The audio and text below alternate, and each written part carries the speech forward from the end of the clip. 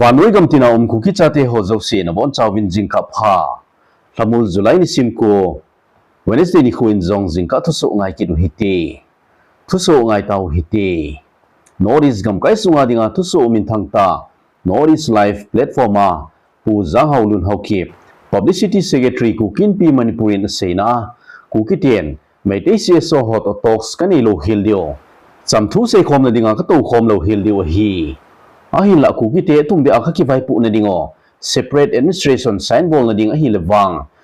kukin pi Meilhei CSO Hotoh ka to khom pdu hitin kitchen ten hin phungdo tai Noris live editor in chief was Bir Husseinin Meilhei hole kuki hopan na a online athudo onaneya lungel ngai dan sei thla na khat analam ka hi Meilhei CSO kokumi khon sang ni le som ni le thum gal ki patti lai chon kukite chunga gal an phungdo vin war declare an bol vin tua Meilhei CSO kokumi holoin chamthu se wangu hin kukite chunga gal an phungdo sau so kila do hi lai vin hi chuna vet sa chu hi le Meilhei hon kukite chunga gal bolo anga hi lai veti aphot chen khat hi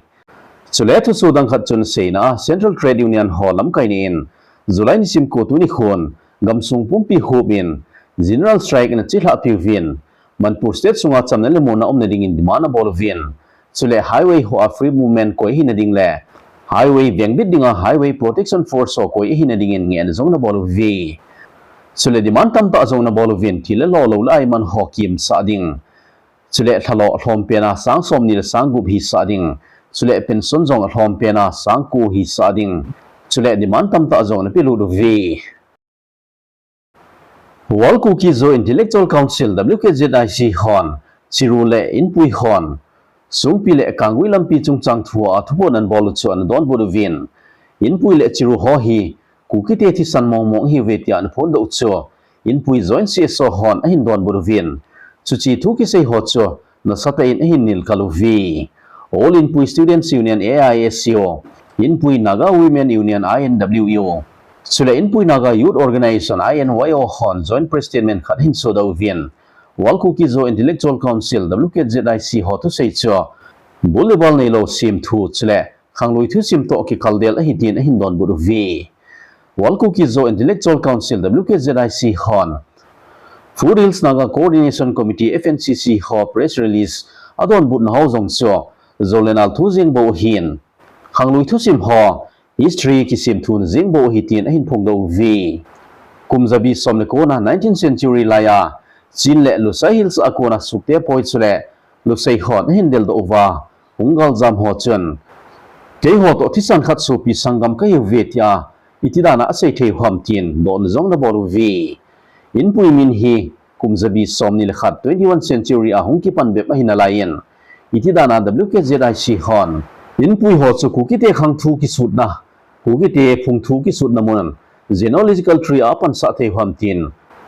Inpui join CSO hon do zong na bol vi chuchi Inpui hon a seina vuchon kuki ho hi Manipur gam sungang chen lut na kum zakhat kum jani be hin lain naga hon lung set mana an chen sa hi bovin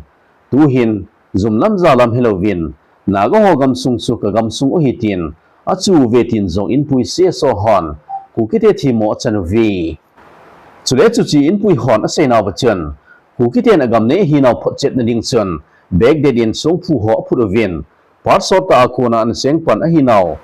podo te ding ago vin a hin la khangnu chu sima a phochet na ding imacha nei po vetin zong hin phongdo vi chuki le leilon hole kun sa khul ho kina ana a akiboin ho chungchang thu ho a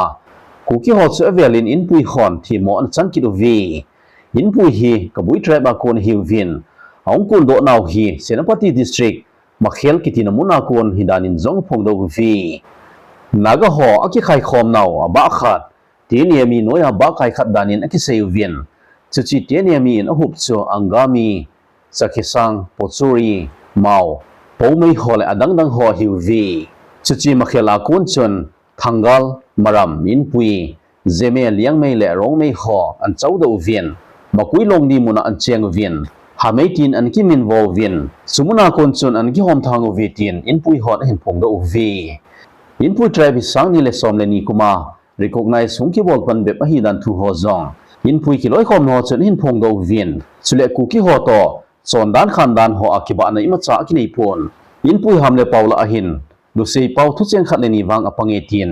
Inpui sia so hon hin phong do vi Kaladan multimodal transit project hi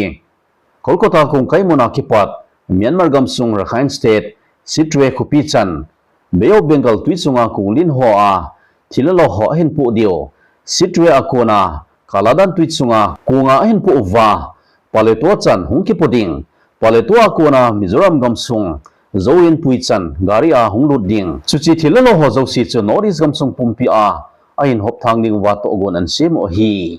sutubang to gon chu ahung thung ding sang ni le som ni le sagi kumle North to India gamsung lang ho ki kom tu na Siliguri lampi akisu tan kha a hile North gamsunga nele cha thilalo izakai chule defense supply lampanga boinei ma cha thu lo na ding gel na government in to gon thu ta an bolu chu ki chaiwa adinga hitai government in chuchi project a tongding adi a tuipi chunga tongding North gam kai sunga cheng khangdong ho mi saksom nga lading to gon zong ani widanin government in phongdo vi North India gam sunga waterway so tuichunga lamthla namun ho sim hoi be hinadingen government of India dangka crore sanga investment ki holding hitin Union Minister for Ports Shipping and Waterways Sarbananda Sonowal kitipan phongdo e United States President Donald Trump in zanima sa July ni simsagi ni hu chun thupun hin bolin Ukraine te nagam sung ho ki ben bit na ding wa ngalman cha ka pe ding wi tin hin phongdo tai Russia President Vladimir Putin in Donald Trump hinga Ukraine ga la khalung tup ka molso ka sia ka galbol ka nga alo hilding hitia an phondo cho US President Donald Trump in alunghan pi the jing hitai United States in galman cha ani thom taw vitia thu phon abol nung wa Ukraine te galman cha pi ding thu ho cho US government in hin phondo kidwa hi Donald Trump in Vladimir Putin lunggel ade lo ji chan US President Louis Joe Biden in Ukraine te galman cha an pi jing cho Donald Trump in zong aban job ding agod hitai United States in Ukraine te chu ki ven do na ding wa galman cha Patriot air defense system ho pi ding chule precision guided artillery kiti bomlin kap do na ho chule nei chang bom chang tam ta azong pi ding agodo hitai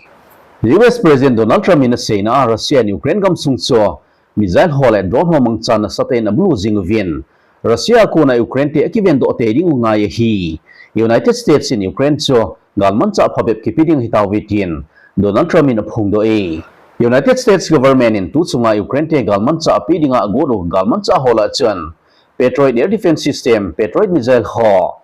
GMLRS ho Hellfire missile ho to bomlin kap do na Howitzer bom chang tam ta zong na pangi United States President Donald Trump in